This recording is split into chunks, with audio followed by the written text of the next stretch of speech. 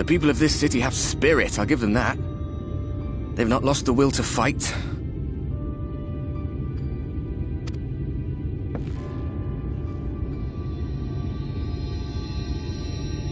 I can imagine how torn you must feel, looking at that sky, knowing what it means to everyone, and that you're responsible.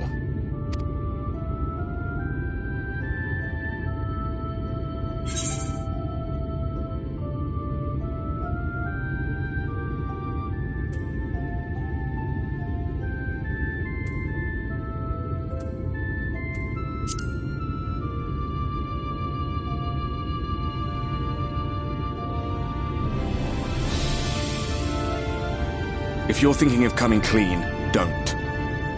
It might make you feel better, but it would make things 100 times worse for them. They're better off not knowing.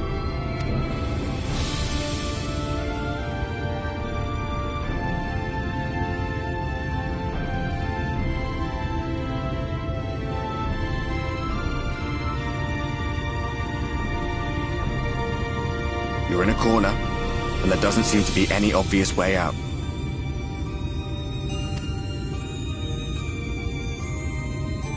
That doesn't mean it's over. However hopeless it seems, you haven't lost yet.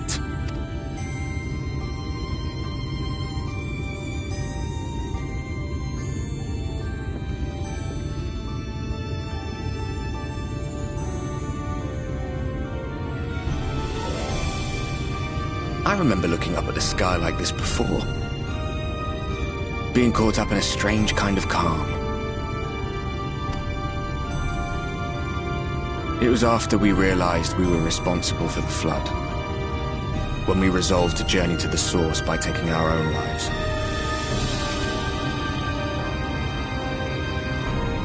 One last sacrifice, one last fight, one last failure. And then the Oracle appeared and, well, you know the rest. There were times in the years and decades that followed when I wondered if we might not have been better off just letting the rejoining happen.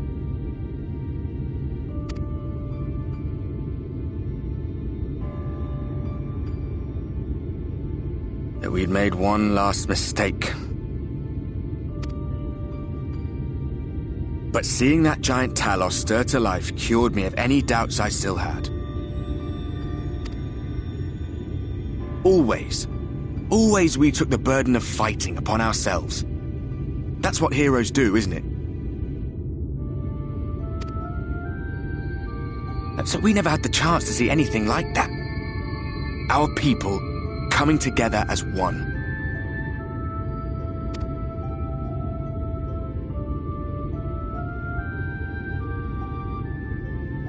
To think that their hope still burns so bright.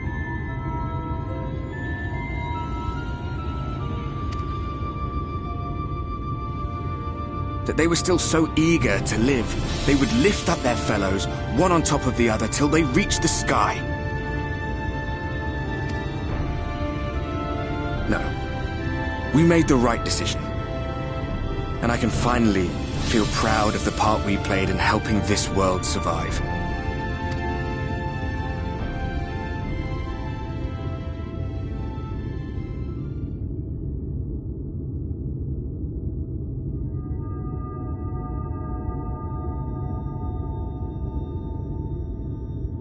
Well, come on then.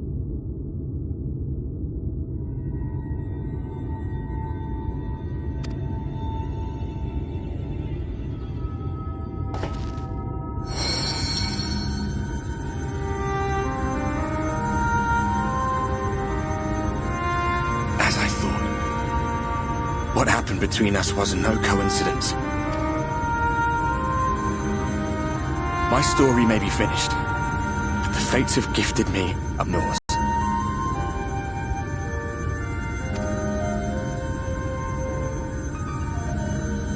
I suspected as much the moment I realized you could hear me. But it's hard not to doubt yourself when you're the man who caused the flood.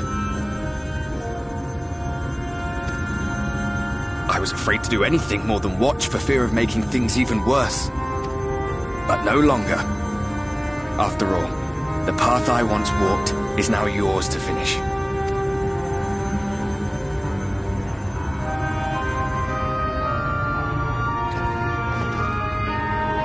For what it's worth, I cast my lot with yours. If you need a push, I'll be right there behind you. If you lose control, I'll do my best to stop you. So, let us be about it, hero.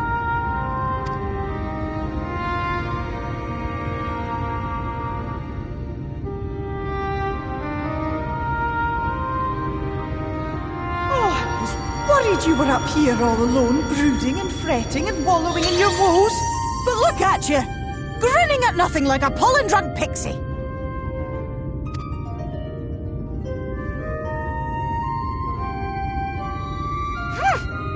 Look at what you've done to your ether. It's a mess. And you have cracks running all through that pretty soul of yours. My poor little sapling. Whatever am I to do with you?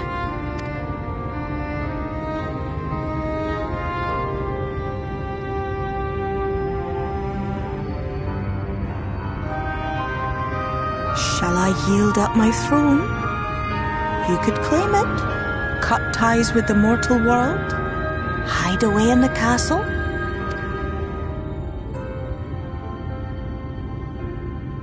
It won't fix the problem, but would it really matter? If any pesky heroes come calling with steel and magic, all of Meg will rise up in your defense.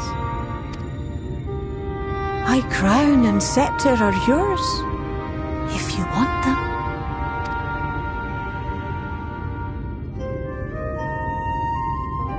What? Don't give me that look. Of course I knew before I asked that you'd never ever heed such a wicked suggestion. And besides, what would become of my precious and ephemeral flower?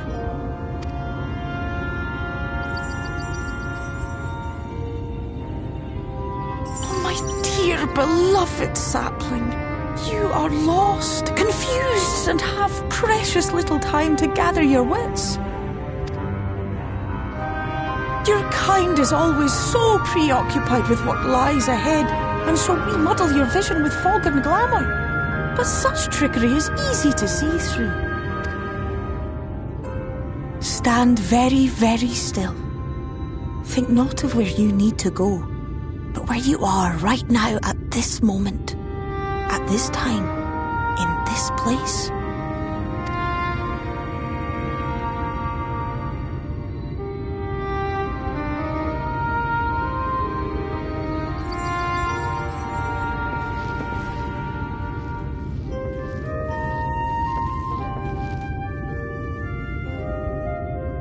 Our cairn of crystal. From shadowed hood he watched you go, his ruby eyes with warmth aglow. See yourself as he saw you, and that shall be the clearest clue.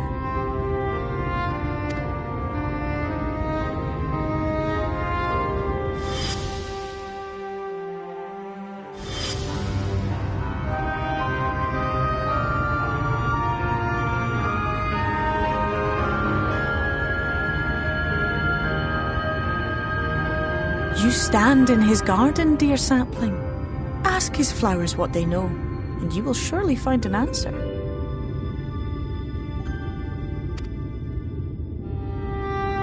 But what will you do with it, I wonder? I'll be watching and waiting.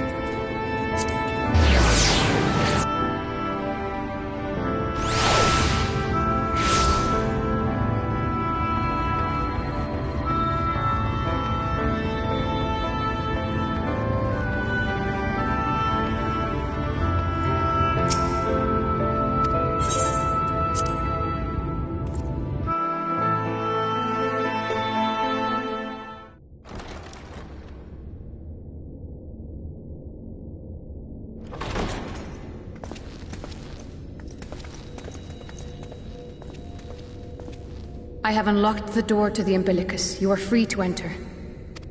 Once you have what you require, I'll see it sealed once more.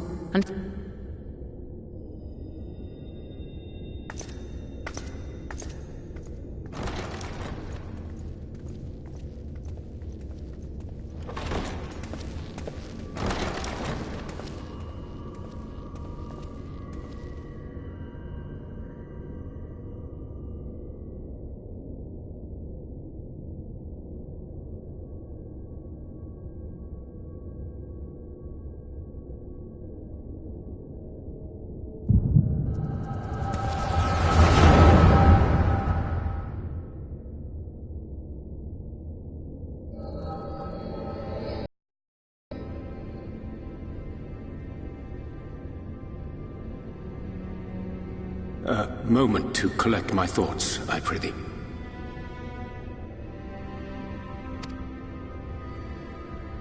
Thy true name is Grahatia, then?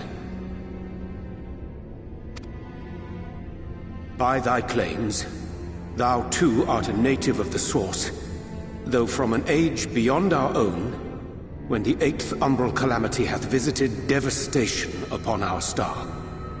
Thou hast, by subtle means, reached across the boundaries of time and space to unsow the seeds of catastrophe, ere its creeping vines drag our champion unto an early grave. In essence, yes. A difficult story to swallow, I am sure.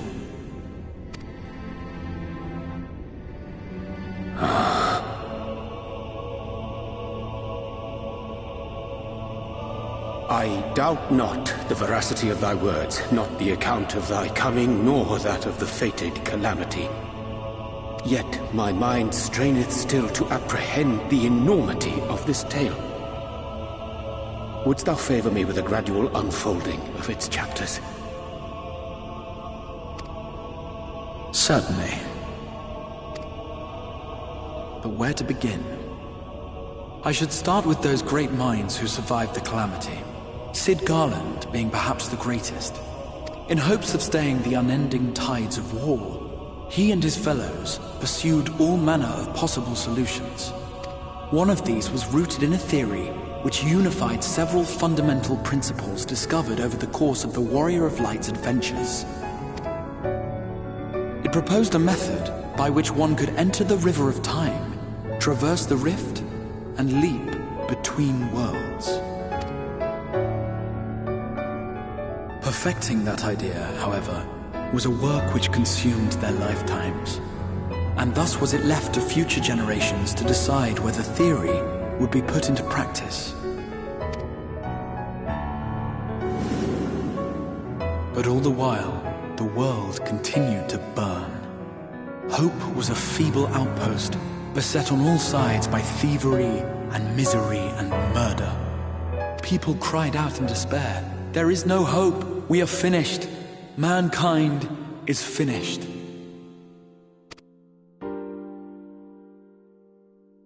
Then others raised their voices in answer. Though we be beyond salvation, those who came before may yet be saved. We will forge a crossroads and pave the way for a different future. By the wisdom of our forebears, we will prevent this calamity from ever having come to pass.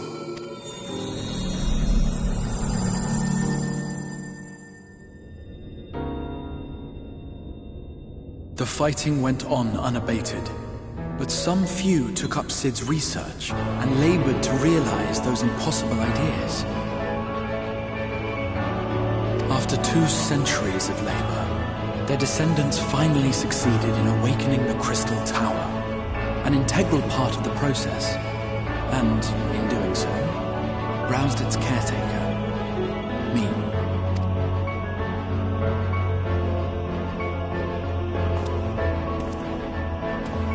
By this stage, scholars had largely established the phenomena underpinning the rejoining, and identified the first as the shard which precipitated the 8th umbral calamity.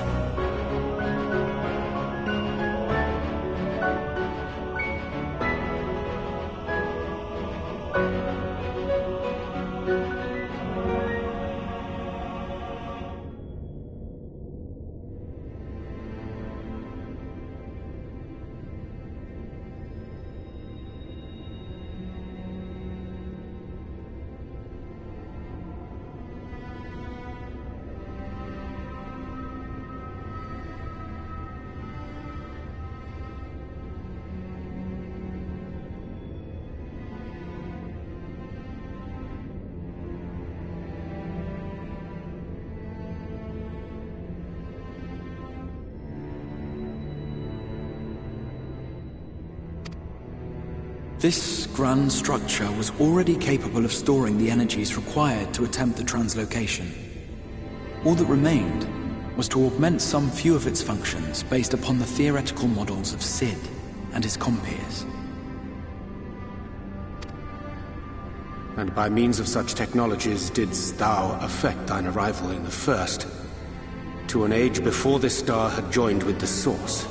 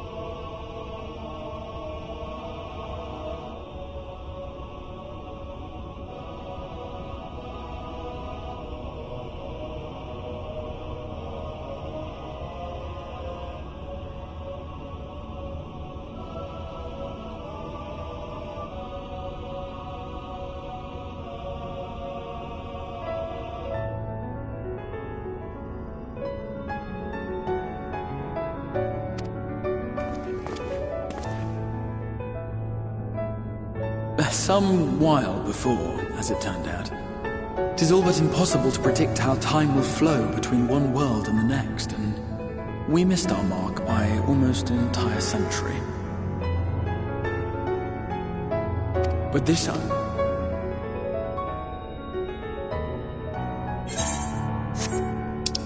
an undertaking of scarce credible endurance. Yet howsoever history be rewritten, thy present self was shaped by events which followed the calamity. Should said catastrophe be averted, the very skein of thine existence will unravel. Surely thou hast foreseen this.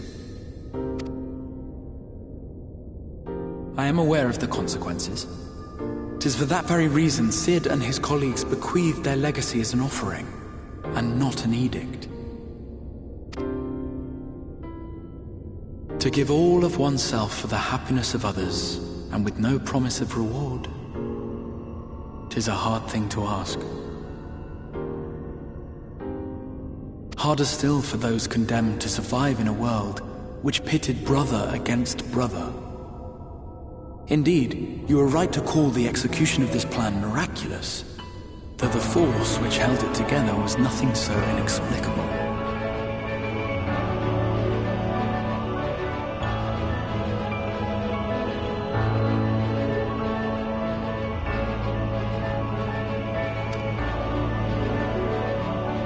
It was him.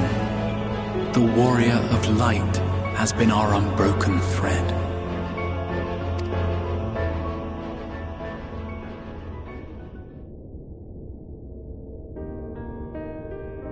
Where others would stumble and fall, he would rise above. Where others would break and run, he would carry on. The warrior of light's tale is one of unyielding bravery. To tell it was to feel courage. To hear it was to feel hope. It was a breath of inspiration in an age of suffocating shadow. In the histories of a fallen nation was hailed as its greatest ally.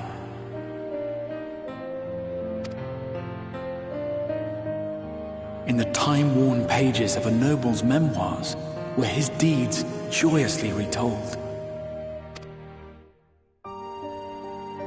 For many, these stories were the flame which warmed them through the coldest of nights.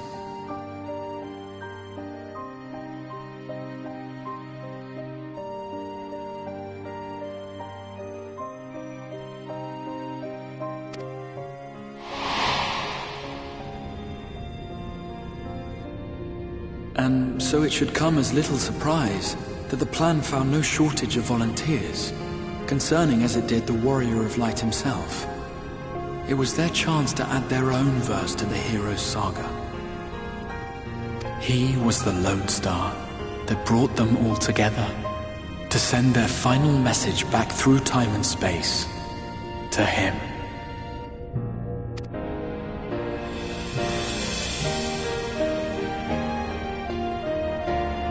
The light of your legacy was our torch in the darkness. Burn bright again, and live.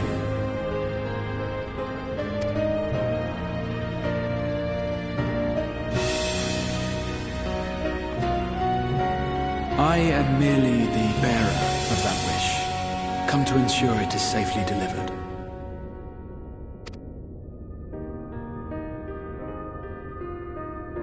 Wherefore sharest thou this burden with me and no other?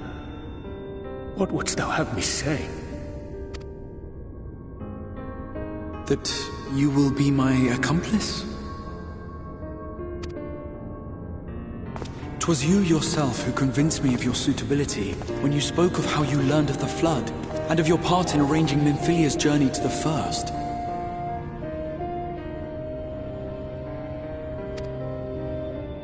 Your actions showed uncommon resolve. 'Twas clear you were committed to the cause of saving this world. I knew I could trust you to choose the right path forward, even if that choice came with a heavy price.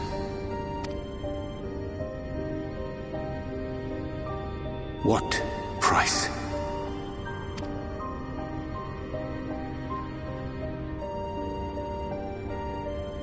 When all is said and done, and the last of the Light Wardens lies slain, I will absorb their corrupted ether, and then I will die. Knowing what I know of your companions, not to mention your champion, they will try to stop me. But in saving one, they would save none.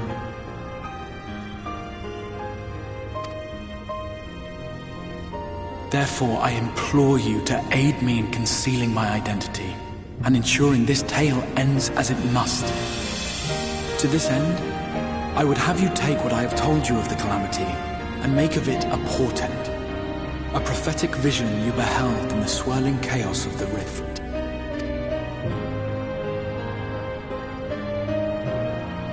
Is this truly thy wish?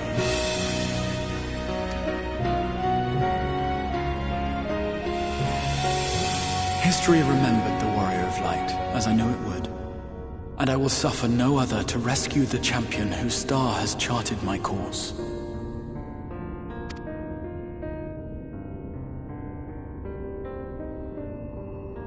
I will see this tale to a happy end, my friend.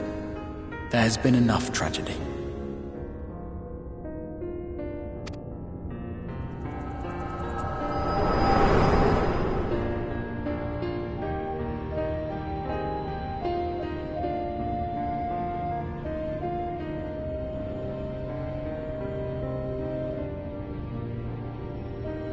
Careful now.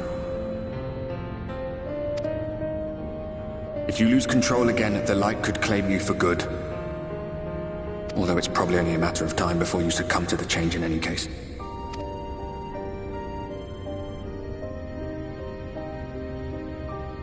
What do you mean to do?